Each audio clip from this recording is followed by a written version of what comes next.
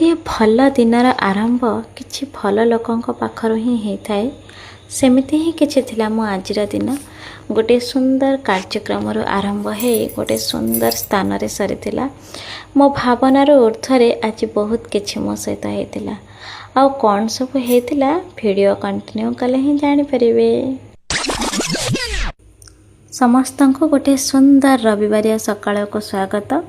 आज थिला मोर साहित्य कार्यक्रम जोटा कि भुवनेश्वर रे थिला आउ सेठी मोर कविता भी पढ़िबार थिला आउ ता सहित मो बही एक्स बॉयफ्रेंड रा समीक्षा थिला।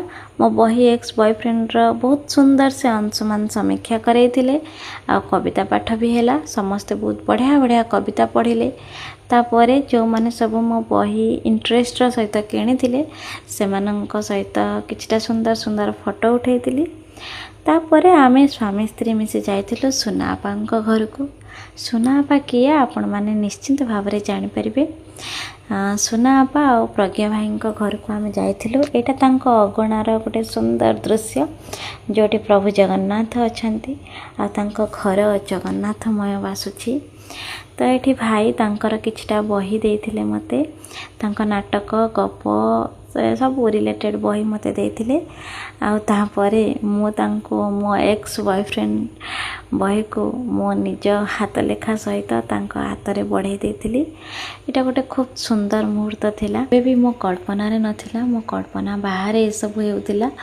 बहुत हुए प्रभु जगन्नाथंकर इच्छा थिला समस्तंक भावनार ऊर्ध्वरे से कौन किछि हुए। एठी भाई मो बहीटी को नहीं तांको थाकरे रखिले आ मते एटा देखिकी बहुत खुशी लागिला। प्रभु जगन्नाथ एते सुंदर दिनटक मते उपहार स्वरूप देइचंती जोड़ा मो केबे भी भूली पारिबिनी। घर को जे जाइछि ना से कालिया प्रेम रे आहुरी निमग्न हेबो। अच्छा आपण माने मो एक्स बॉयफ्रेंड रा प्रेम रे केबे पड़िबे? पढ़िबा को चाहूतिले मते डीएम करंतु। ओके रहिली।